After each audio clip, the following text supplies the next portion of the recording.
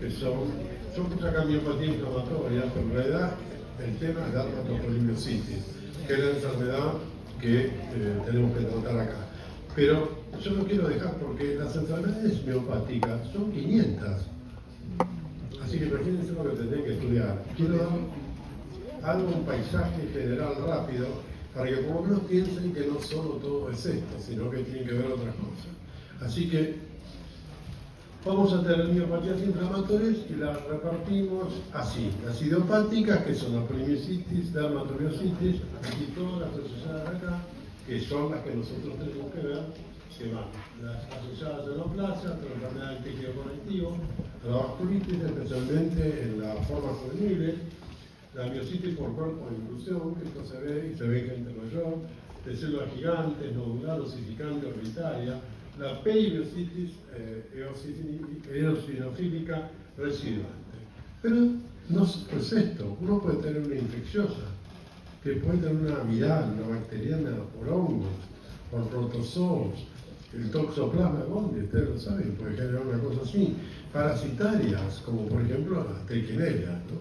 Que ya es conocida del siglo. Y los fármacos también generan esto.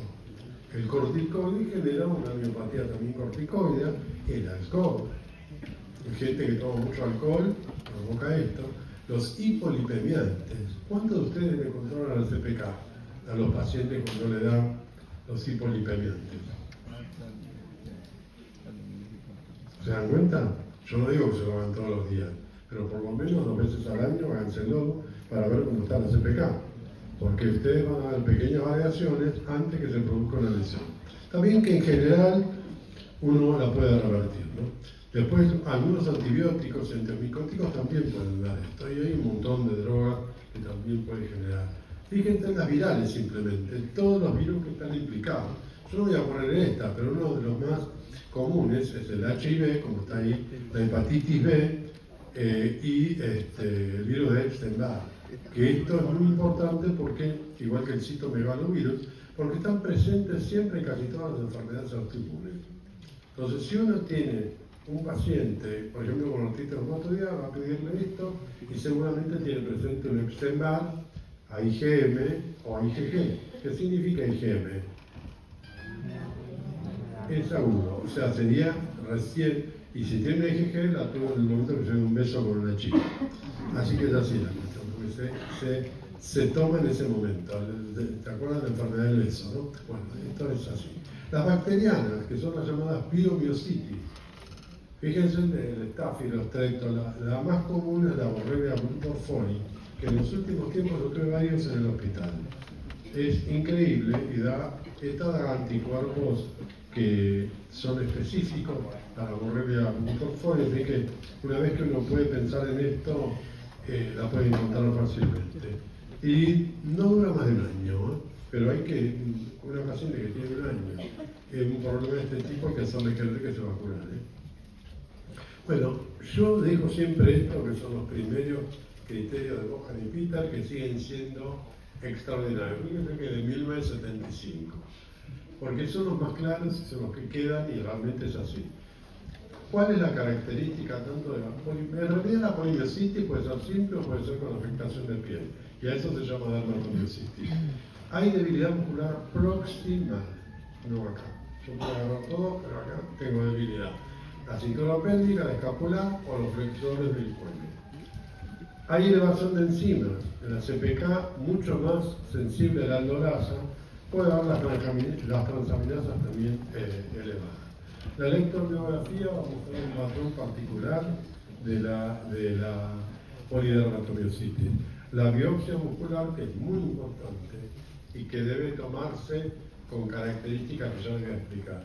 Y las alteraciones dermatológicas en el caso de que estemos viendo una dermatomiositis. Pero para complicarnos la vida, a veces hay dermatomiositis que son amiopáticas. Tenemos una dermato y no tiene compromiso alguno. Sin embargo, no tiene la piel. Bueno, ¿cuál es la clínica? Hablo de dermato en general, porque es lo mismo para las dos, simplemente que la dermato le suma la lesión cutánea. Y estas lesiones cutáneas pueden preceder, el paciente puede tener las lesiones que vamos a describir, o aparecen al mismo tiempo con la debilidad. Una de ellas es el eritema heliotropo. El heliotropo es una planta que tiene un color medio violáceo, que ya la van a ver, se lo muestro acá. Las pápulas de Gotrov, que es un eritema escamoso que se va a ver realmente, hay una manito arriba, el eritema malar, que lo ven ahí también, el eritema en manto, como se ve ahí, y las manos de mecánico, que son las manos esas que tienen engrosamiento y fisuras plasmales. Y por supuesto la miopatía. Esas dos cosas forman parte de esto. ¿Cuáles son las manifestaciones de la piel? Las pápulas de Brutal, que son placas rojo-violáceas, escamosas, que se dan siempre sobre prominencias óseas. O sea que usted lo va a tener aquí, lo va a tener en el lado. Siempre es más común tenerlo sobre las prominencias óseas. El rayo heliotropo, que es bien claro en el área periorbital, es violáceo, hematoso, y se ve en la mitad de los casos de dermatomiositis la fotosensibilidad cutánea del eritema facial, o la B, típica en la zona anterior del tórax, el rax facial, el pliegue nasolabial y la frente, que a veces puede ocurrir, ¿qué ocurre en el lupus? Está el eritema en ala de mariposa. Acá hay un problema para hacer el diagnóstico. ¿Cómo lo diferencia? Porque uno respeta el surco nasogenial. ¿Se dan cuenta? El signo del chal, que va desde la nuca, cuello, todo, el signo de la pistolera, afecta esta zona acá, como si llevara la pistolera para las armas. Hay hipertrofia cuticular con eritema periungual, lo van a ver ahora, con telequintas, infartos y dilatación capilar, y las manos de mecánico. Hoy las tienen todas. ¿Ven? Las lesiones que yo decía sobre la zona, ¿ven? En el codo, a nivel de cutícula, fíjense en todo.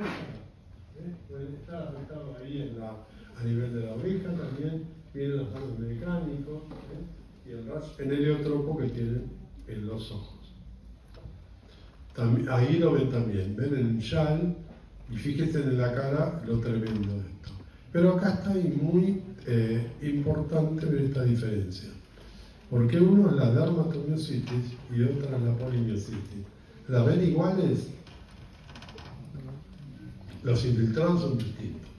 Esto es lo que hace considerar, porque acá hay infiltrados llamativos, endomiciales, hay una invasión parcial, hay necrosis, porque ustedes ven, cuando uno ve una biopsia de músculo, es como si viera todos como si fueran baldosas exactamente iguales. Si ustedes ven alteraciones, zonas más chiquitas, eso ya tiene una alteración. Eso es una miopatía. Para que el músculo esté bien, todo tiene que ser igual. ¿Se dan cuenta? Y si además se le suma este infiltrado, tremendo. Ustedes ven acá que no hay ninguna que sea igual. Fíjense, todo esto es diferente. Acá hay una miopatía clara porque no se ve. Esto sería como ver todo esto en rojo que ustedes están sentados acá, exactamente igual. Y en el otro pasa lo mismo, pero la dermatomiositis se ve de esta manera. ¿Ven? Unos son endomiciales y los otros son perimiciales. Cuando uno titula para linfocitos, ¿cómo cuesta esto? Para linfocitos, ve que hay linfocitos T en la dermatomiositis, claramente, y hay infiltrados inflamatorios, necrosis, degeneración. Ven la necrosis que es más oscura y degeneración. Estos son todas fibras diferentes, no puede ser de esta manera. Entonces, eso es muy típico. Y para descubrir la microscopía por virus de inclusión, necesitamos a la microscopía electrónica, que va a mostrar claramente los cuerpos mielínicos y densos con las vacuolas Riemann, que dicen acá, bien típico, que rodean a los filamentos y que da típico el esquema de la miopatía de inclusión. Aquí ven cómo se le afecta a las manos, miren el gotrón, y ven cómo está esta B en el tórax. También ven el edema que se produce alrededor de los ojos. Estas no son fotos muy buenas porque eran de slides y van perdiendo el color, pero ninguna de las dos está perfecta, pero se nota el rash heliotropo. Las lesiones menos frecuentes son el engrosamiento de la cutícula, como se ve ahí, Listo. Telangiectasias periunguales, capilares dilatados, que uno lo puede ver por capiloroscopía, poiquilodermia, bulla subepidérmica, puede haber calcinosis, que se ve en la piel claramente, y hay casos tremendos, pero eso se ve mucho en los niños, y no se da casi siempre en el comienzo de la enfermedad, se da cuando no está muy bien controlada la enfermedad. Y otra es como cualquiera de las colagenopatías, tipo lupus, fotosensibilidad, prurito, hiper o hipopigmentaciones, puede haber vitiligo y paniculitis. Miren, acá como ven el engrosamiento con las telangiectasias periunguales, acá ven el gotrón, acá lo ven típico, no es tan extenso, pero está en un lugar, no esperen verlo a gran orquesta. A veces hacen estas dos cosas y uno no pensaría que fuera esto, pero es. Miren, acá es mucho más evidente, y esto es más viejo, por eso se ve de esta manera. Miren las cutículas, estas no son cutículas normales. Entonces se ve, cuando ven esto, es tremendo. Esta está en una afectación mucho más aguda, esto sabe que acá está pasando algo. Pero a veces tienen esto solo, y uno duda. ¿Ven? Fíjense cómo se ve la alteración terrible de las cutículas. Esto es el rash en el eotropo, que se produce acá, y como ven también acá tipo gotrón parece, miren, a nivel del surco nasogeniano. Esta es la planta del heliotropo. Ese color medio violáceo es lo que uno puede ver sobre cada excrescencia articular. Entonces lo puede tener en cualquier parte del cuerpo, ¿ven? Acá se ve muy bien también, y no tan extendido a veces, pero fíjense en que también da la sensación de tener un edema. Esto es en un chico, se ve claro, uno podría pensar en un lupus, pero ven que acá no respeta el surco nasogeniano. El lupus se lo deja blanquito, así que esto le va a servir. Miren lo que es una calcinosis. Parece mentira, pero esto es una dermatomiositis maltratada, que la trajeron de Formosa, la pobre en la India, que la dejaron, no la trataron para nada, le daban cualquier cosa, y llegó a tener este grado terrible. Entonces, como ustedes se dan cuenta, todo esto forma un grupo tan heterogéneo y tan difícil, pero las características, digamos, comunes son la debilidad muscular proximal, el infiltrado inflamatorio, el curso que puede ser subagudo crónico, la etiología que nadie la sabe, y la patología sabemos el mecanismo autoinmunoso o de la infección. Esto, acuérdense que cuando uno utiliza esos primeros criterios que le decíamos, la sensibilidad es casi del 100%. No se va a equivocar uno cuando hace el diagnóstico. Y la especificidad es bastante alta porque es 93%. También si uno le suma los autoanticuerpos específicos, la resonancia que ayuda mucho para descubrir la afectación muscular y la respuesta al tratamiento, fantástico. Esas son cosas que nos ayudan. La calcinosis se va a ver así, creo que él mostró algo. No estoy seguro porque lo llegué más vale en la última media hora. Pero ocurre eso, y se ve la afectación bien clara, a veces de una localizada, ahí está, una localizada, ven que lo demás está sano, pero esta localizada, como se ve acá, puede ser uno de los elementos importantes. Las clasificaciones de estas pueden ser juvenil o del adulto, y las polinomiositis pueden ser mediadas por células T, que son como el gamma roteo o el alfa beta, la eosinofílica, la granulosa y los síndromes de superposición, con dermatomiositis, con polimiositis o con cuerpos intrusión. Así que cada una puede tener enzima agregada con todo esto. Se la llama también a las miositis asociadas a neoplasias, miositis de cuerpos de inclusión, y otras formas son la focal, orbitaria, nodular localizada, B, o pseudotumor inflamatorio, y C, la difusa, que puede ser una fasciitis eosinofílica, miofascitis macrofágica, miopatía por necrosis, capilares en forma de pipa o miositis infantil. Como ven, no es tan sencilla, pero si uno tiene una miopatía y lo tiene una persona mayor y no le ve claramente los síntomas primeros que dijimos, piensen siempre que en la dermato, si es polimiositis pura no, pero en la dermato que está asociada a una neoplasia. Salieron también los criterios de Taniguchi. Es lo mismo que dijimos recién, solamente puestos en alguna medida en forma diferente, pero muestran exactamente lo mismo, muestran signos en piel, la debilidad muscular, los niveles de las enzimas musculares, el dolor muscular, los cambios miogénicos en la electromiografía, y aparecen estos anticuerpos que forman unos cuadros en especial. Por ejemplo, ¿qué pasa con la demografía y la clínica? La dermatomiositis es común en el sexo femenino, igual que la polimiositis, pero la de cuerpo de inclusión es común en el masculino. La del comienzo se puede dar de la dermato en adultos y en niños. En la polimiositis generalmente tiene 18 años o más de 50 años en la de inclusión. Las asociaciones que pueden tener estas enfermedades son con otras enfermedades de tejido conectivo para la dermato, un 20% en la polimiositis, y la discusión se ve en un 15%. El cáncer solo se asocia, como les dije yo antes, a la dermatomiositis. Familiares no hay ninguna de estas dos, a veces se ve en las miopatías de inclusión.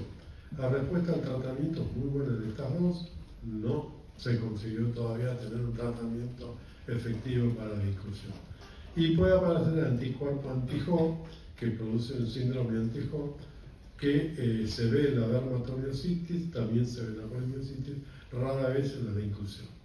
Los infiltrados predominantes son CD4, o sea, Helper y célula B en el perimecio vascular de la dermatomiositis. En cambio, en la polimiositis, como dijimos, las células T, que son no la Helper, sino la CD8. ¿Cuáles son esas células?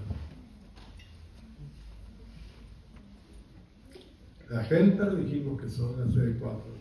La CD8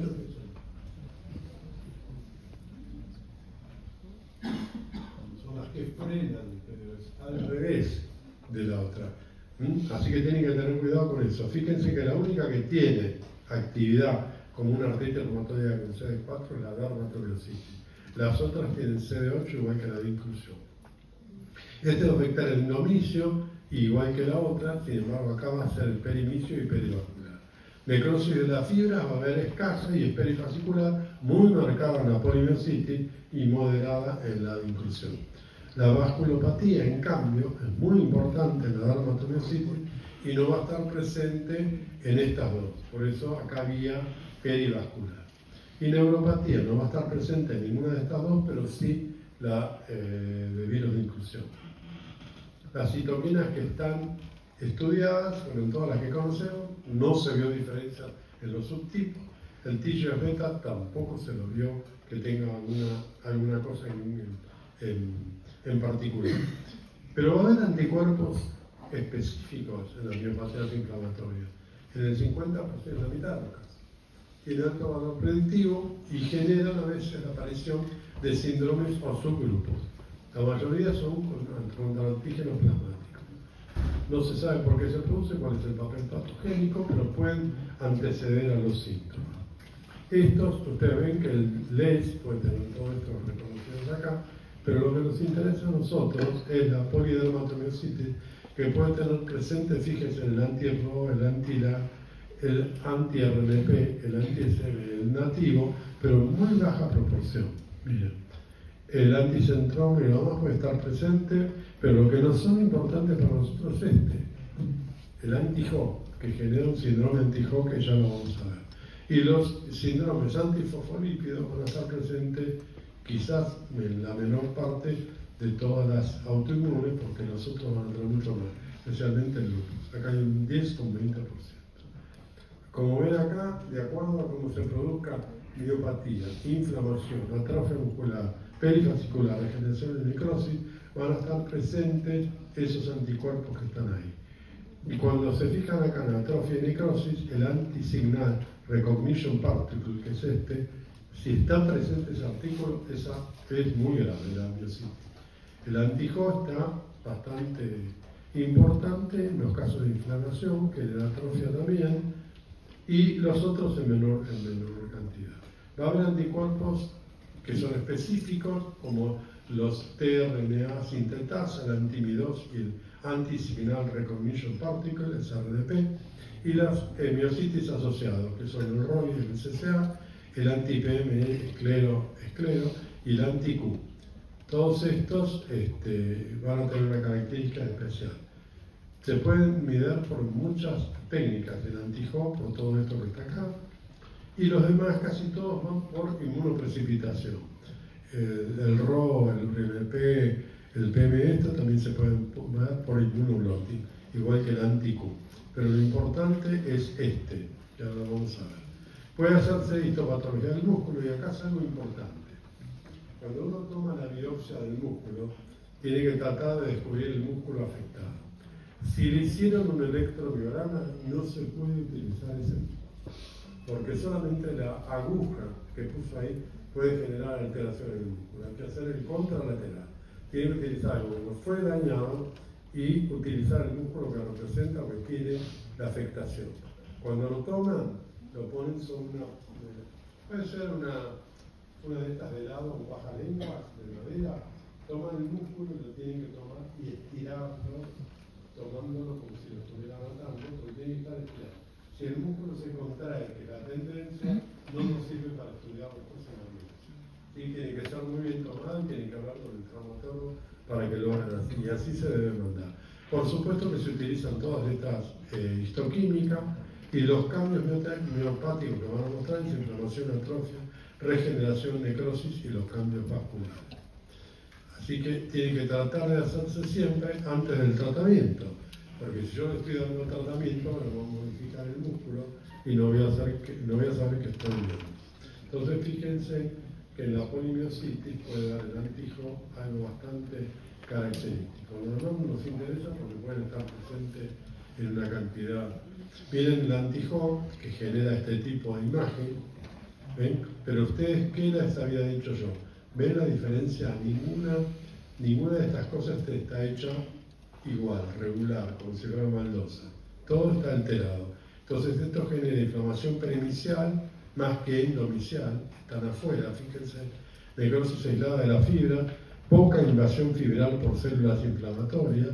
En cambio el anti-Mi2, que genera estos dos, puede dar este tipo de cosas o puede generar este tipo de atrofia perivascular con infiltración extensa inflamatoria y perivascular. Este último, que es el anti-SRP, Signal Recognition Particle, es para cuando hay necrosis extensa de fibras musculares con o sin miofagia y con inflamación leve, a pesar de tener todo este cuadro.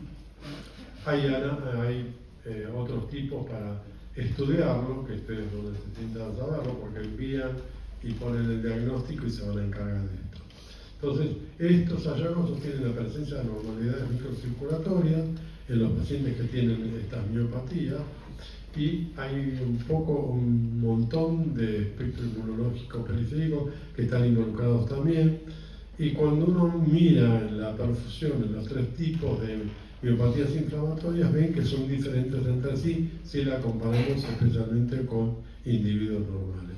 Entonces tenemos los síndromes antisintetasa, que realmente tienen patrón inflamatorio, con inflamación endomicial, con invasión focal de fibras intactas de mononucleares, el anti-Mi2, que genera, a pesar tiene un muy buen pronóstico, inflamación perimuscular, atrofia perifascicular y patología capilar, y este último que dijimos, el SRP, que estaba en negro cuando mostramos anticuerpos, este provoca una miopatía necrotizante que es muy difícil. Vamos a encontrar mucha necrosis, inflamación capilar, pero no presenta una inflamación, por eso no se veía realmente una inflamación clara, va directamente a la necrosis. Este autoanticuerpo, anti-Jo1, está presente hasta en un 30% de las polimiositis y dermatomiositis, y está asociado a fibrosis pulmonar. Entonces, si uno encuentra un problema de tipo pulmonar con estos, tiene que estar precavido para buscar la fibrosis pulmonar, va a tener Raynaud y dedos mecánicos. Si uno ve eso, estamos en presencia de un síndrome anti-Jo, que hay que tratar de tratarlo porque la respuesta es bastante buena. Entonces, sabemos que si uno hace esto, nos sirve, bueno, porque son altamente predictivos, y estos anticuerpos que dijimos nos definen estos síndromes que dijimos nosotros anteriormente. El papel patogénico no se sabe, porque a veces están presentes antes de los síntomas, y el nivel sérico correlaciona con la actividad. O sea que alguna actividad debe tener, pero no lo hemos descubierto. Los antisintetasa genera, como les dije, una miopatía inflamatoria con mala respuesta al tratamiento, enfermedad pulmonar idiopática difusa, lesiones cutáneas como en las manos del mecánico, artritis seronegativa, no erosiva y un síndrome de Raynaud. Esos los generan los anticuerpos antisintetasa. La anti-J1 está presente hasta en un 30% y está dado por la sintetasa de histidina del RNA. Se asocian con el DR3, el DR52, DQA1 y los complotipos 05 o 01 o el complotipo 0401.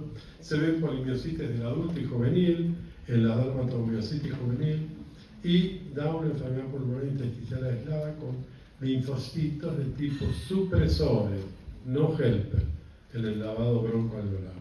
Tiene buena respuesta terapéutica y tiene una muy buena sobrevida porque el 65% de los pacientes a los 5 años sigue viviendo. Hay recurrencias que hay que estar controlándola siempre, puede haber insuficiencia respiratoria y pulmonar secundaria. Hay otros anticuerpos, fíjense todos los que hay, pero yo quiero que recuerden eso porque esto no se lo van a acordar, aunque no tiene sentido. Hay un montón, como nos ven acá. Así que no quiero llenarlo de cosas raras. Si en la resonancia magnética vamos a detectar, ¿por qué pedimos a veces una resonancia? Porque a veces no nos damos cuenta, la resonancia nos detecta cuál es el músculo comprometido para poder hacerle la biopsia. Cuantifica la extensión de la enfermedad, porque cuando saca esto puede ver cuántos músculos están alterados, podemos hacer un seguimiento longitudinal del paciente y distingue claramente el edema de la fibrosis. Así que nos sirve muchísimo. Las manifestaciones articulares son, fíjense que en los pacientes estos pueden tener de un 15 a un 30% pulmonares, cardíacas sintomáticas bajas, ecocardiográficas en un 70%, digestiva la mitad de los pacientes puede llegar a ser, vasculares, y lo renal acá es muy raro, a diferencia de lo que ocurre en el lupus o en otras enfermedades. Fíjense cómo están las enzimas musculares. La más sensible es la aldolasa. Esta es la que realmente marca la afectación. Estas van a estar elevadas, pero a nosotros nos sirve esta para hacer el rango terapéutico. Esta es la que mejor nos da el valor si estamos haciendo algo con la terapéutica. Cuando uno trata al paciente, lo sigue con la CPK, y esa CPK nos sirve enormemente para ver que estamos haciendo algo bien con el paciente. La electromiografía se compara con la biopsia muscular, o sea que generalmente coinciden muy bien, la biopsia es mucho más perfecta en todo porque marca todo, y nos describe muy bien todos los tipos de miopatía entre las dos, como habíamos dicho, siendo la de tipo 2, la polimiositis y dermatomiositis, la más regular. Después, esto lo paso porque si no, no terminamos nunca. Las manifestaciones cardíacas pueden haber defectos de la conducción, taquiarritmia, insuficiencia cardíaca, pericarditis, puede haber una fracción de eyección disminuida, miocarditis o una miocardiopatía dilatada. Las pulmonares pueden tener tos productiva, disnea, hipoxemia, neumonía por aspiración o intersticial, pueden hacer un neumomediastino, hemos visto estos casos, o hipertensión pulmonar. Lo cutáneo ya lo dijimos, el eutropo, el rayo Neutrón, el eritema facial, la hiperpigmentación de cara y cuello, el eritema fotosensible y la escleroactina que puede estar presente acá, si bien no es muy frecuente, se puede dar como si fuera una esclerodermia. Puede dar edema en manos, úlceras sobre superficies extensores, las calcificaciones, el eritema periungual y el sobrecrecimiento cuticular, como lo vieron, que parecen como hojitas que salen de ese nivel. Después tenemos el eritema en B, el síndrome del Schall, el periorbital, el fenómeno de reunión, las livedas reticulares, pueden haber artralgias, artritis, síndrome del túnel carpiano, contractura, fiebre, disminución de peso, oftalmoplegia, retinopatía, todo lo que puede tener a este nivel. Puede haber disfagia, que esto sí se ve en casi todas las enfermedades del tejido conectivo en algún momento, pero lo que verdaderamente genera disfagia, ¿cuál es? La esclerodermia, ese hay que tener cuidado. Vasculitis intestinal, también lo puede tener lupus, como lo tienen estos, puede haber constipación, regurgitación, diarrea y hepatoesplenomegalia. El diagnóstico diferencial va a tener que hacerse siempre con las neuromusculares, porque el paciente tiene patología de tipo neuromuscular, o con endocrinopatía, que alteraciones a nivel de las glándulas endócrinas pueden ser esto, en las parasitosis, en fármacos, en las toxinas o en el déficit enzimático.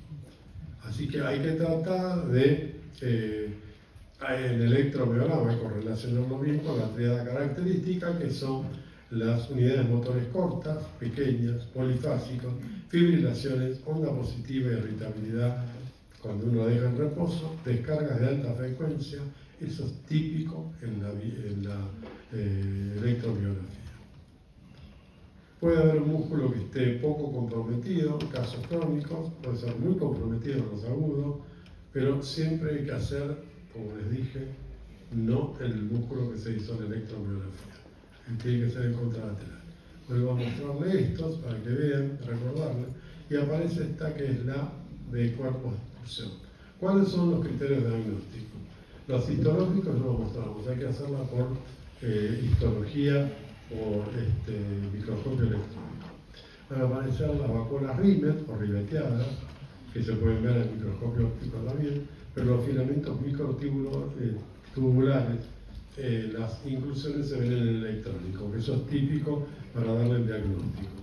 Va a haber debilidad muscular proximal insidiosa, va a haber distal, que esto es lo llamativo, por eso cuando uno tiene proximal sabe que estamos hablando de una polimiositis o de dermatomiositis, pero si se suma lo distal estamos hablando de una desviosdifusión. Y elevación enzimática. Ahora este paciente, a diferencia de las otras, va a tener resistencia al tratamiento con prednisona. Y hay que además estudiar una enfermedad muscular hereditaria que genere algo parecido a esto. Y si uno piensa en una enfermedad hereditaria, ¿por dónde tiene que ir a buscar los datos? ¿Por la vía materna o por la vía del padre? ¿Por qué? ¿A los padres? Porque en realidad, si ustedes se ponen a pensar, el hombre da el ADN, pero la célula, o sea el óvulo, que es la célula más grande que tiene una micra, las mitocondrias son iguales. Así que lo que va a recibir el chico a ese nivel es de la madre. Así que pónganse contentas porque ustedes le dan más a los hijos, así se sienten madres. Le dan más que nosotros ponemos lo importante. No sé si es tan importante. Pero es cierto, si ustedes tienen esto, la parte va a tener que ser, iría a buscar por la vía materna. No tiene sentido buscar la vía materna. Entonces una persona que uno ve al doctor que está preguntando, sí, si este estudio, por lo menos escuchó acá, aunque estaba cansado. La clínica es insidiosa, va a haber distal en 95% de los casos, y eso nos sirve para ayudarnos. Puede haber atrofia del cuádriceps y del psoas, con arreflexia, compromiso cricolistenoide a veces, que da la disfagia. Es un curso indolente, hay formas hereditarias, pero lo más importante es que no va a haber inflamación. La terapia farmacológica está basada en esteroides fundamentalmente, y la dosis inicial es 1 miligramo por kilo de peso, pero es mejor si uno divide la dosis. Uno trata de evitar el eje y lo demás, pero en este caso la miopatía responde mejor cuando se hace un verdadero bloqueo. Así que se puede hacer dividida, se logra bajar y después se pasa a dosis única, hay que hacerlo porque la respuesta es mucho mejor. Entonces, ¿qué hacemos? En este algoritmo va a obtener, si está activa la enfermedad, una CPK alta y debilidad muscular importantes, y pone 1 miligramo de prednisona dividida en 2 tomas, se continúa 1 o 2 meses. ¿Qué pasa? Puede ocurrir estas cosas, puede mejorar la fuerza y normaliza la CPK, bárbaro, por eso que seguimos en el barrio, estamos en remisión, la pasamos a dosis única y empezamos a hacer un descenso lento. No son todos los casos, pero hay así. Puede ser que la fuerza quede estable o peor, pero la CPK está normal. Lo deja un poco tranquila. Esto puede tratarse que la paciente ahora tenga, además de la polimiositis, una miopatía por el esteroide. Entonces, acá sí hay que tratar de pasarla a una dosis únicamente sí o sí para evitar esta miopatía esteroide. Y el descenso de estos casos no necesariamente tenemos que esperar a hacerlo lento.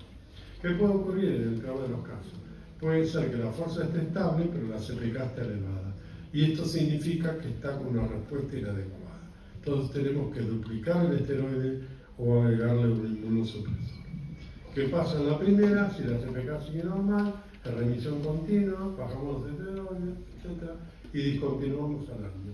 Se puede haber remisión de largo término y lo seguimos cada 3 o 6 meses. El del medio tenía fuerza estable o mejor, pero la CPK elevada. Es posible que sea una exacerbación. En ese caso nos reducimos los esteroides y reevaluamos CPK más seguidos y seguimos con los datos clínicos. Puede ser ver qué pasa en un estadio tardío a los 12 meses. En el peor de los casos, que pierde fuerza y la CPK está elevada, es una respuesta inadecuada y que hay que duplicar esteroides y añadir sí o sí inmunosupresores. Esto es lo que se llama enfermedad resistente. Terapia combinada con esteroides y terapias experimentales son muy bienvenidas en este caso. Acá se utiliza también la inmunoglobulina en alta dosis, porque anda muy bien, es caro, es muy difícil, pero si uno explica todo esto, lo da la obra social. Yo he tenido un paciente que ha tenido una enfermedad neuromuscular que le tuvo que reemplazar una enzima del músculo que salió $1 millón, y se lo dieron. Porque el chico, de 22 años, estaba perfecto yo le daba la medicación y era un pibe normal. Dejaba de darse la medicación y no se podía levantar. Estaba todo como una cosa increíble. Entonces, yo le dije, a mí no me interesa, yo sé que existe la terapia, yo le digo que esta es la terapia. Si ustedes no se la quieren dar, no está en mi corazón decirle o apoyarlos a ustedes. Yo tengo que decir que el paciente puede vivir así perfecto. No me pongan a mí como que yo tengo que decir, no. Yo sé que existe la terapia es esta, arréglese usted. Hay que ponerse así, porque si no, lo hacen cómplice a uno, cuando en realidad, ¿para qué se junta el dinero? ¿Para que se lo lleven los sindicalistas? No, quedárselo el paciente. Si el chico ese vivía perfectamente, es como que no tenía nada en reemplazarle encima. ¿Se dan cuenta? Yo, si soy médico, igual que usted, y sabe que existe el tratamiento, hay que ponerlo. Después que se lo arreglen ellos. Entonces, hacíamos, tanto en todos los casos, en la dermatopoli, en la inclusión o en la por HIV, que está allá, a todos se le utiliza la prednisona. Y se le puede sumar inmunosupresor, metotrexate, ciprofosfamida, todo lo que ustedes quieran. Y en el caso de que no ande, se puede utilizar inmunoglobulina E, especialmente en la derma, pero todos los otros casos también, especialmente en el HIV, porque darle inmunoglobulina es como mejorarle la defensa, así que no va a estar muy... Algunos hablan de sumar antimaláricos, yo no creo en eso, para nada. Y en el caso de HIV hay que tratar con las drogas que no le generen ningún problema a nivel muscular y tratar la enfermedad de base. Gracias.